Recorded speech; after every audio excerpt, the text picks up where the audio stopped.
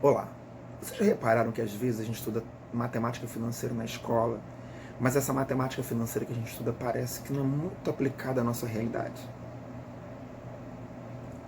Bem, esse vídeo é sobre isso. Eu queria apresentar com vocês uma situação real que talvez não seja abordada na escola e como algumas situações que são abordadas na escola fogem completamente à realidade. Esse é o canal Pela Matemática, eu sou o professor Rafael Novoa.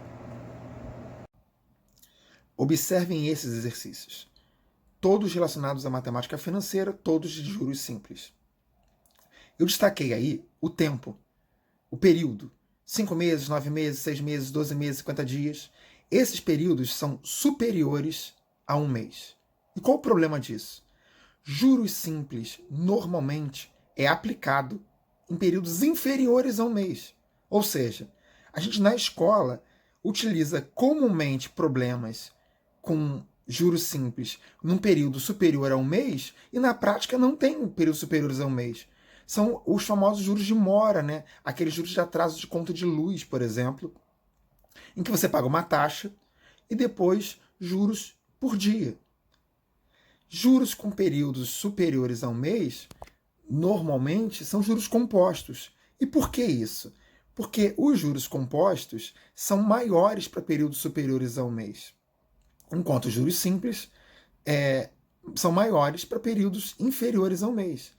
Então, no mercado, normalmente, a gente trabalha com essas curvas superiores. No período inferior a um mês, nessa curva vermelha, que corresponde ao crescimento dos juros simples, e no período superior a um mês, a curva azul, que corresponde aos juros compostos.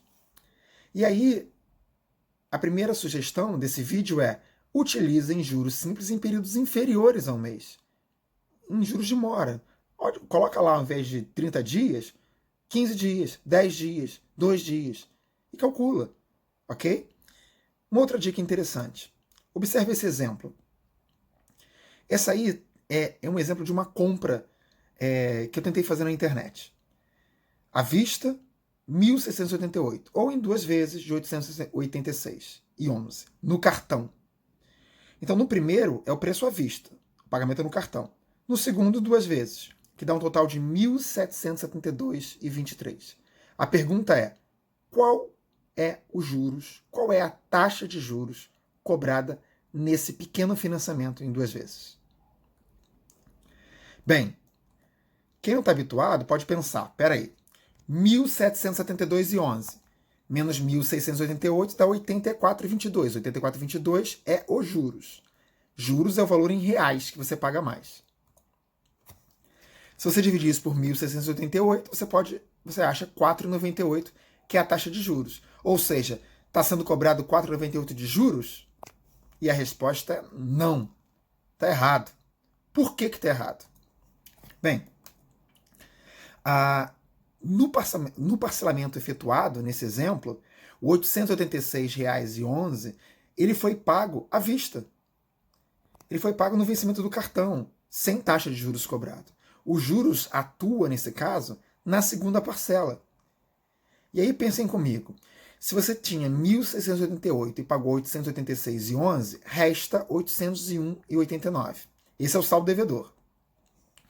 A segunda parcela é de valor idêntico à primeira, 886,11, ela é composta por dois valores. O primeiro é a amortização, ou seja, o pagamento do saldo devedor. E o segundo é a taxa de juros. O segundo é os juros, na verdade, pago. Ou seja, 801,89 e 84,22.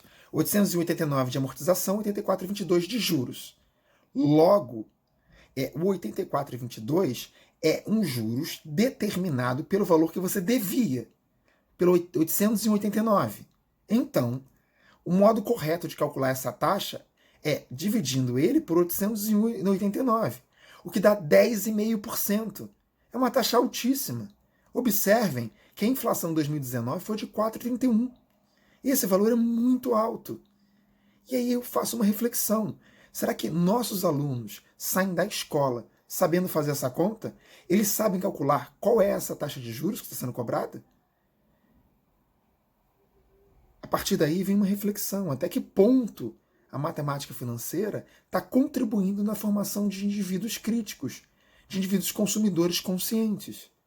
Porque se a pessoa não tem noção de que essa taxa é absurda, não sabe como calcular essa taxa, a gente está, de certa forma, contribuindo na formação de pessoas que vão ser enganadas, que vão aceitar pagar uma taxa gigantesca dessa sem nenhuma reflexão.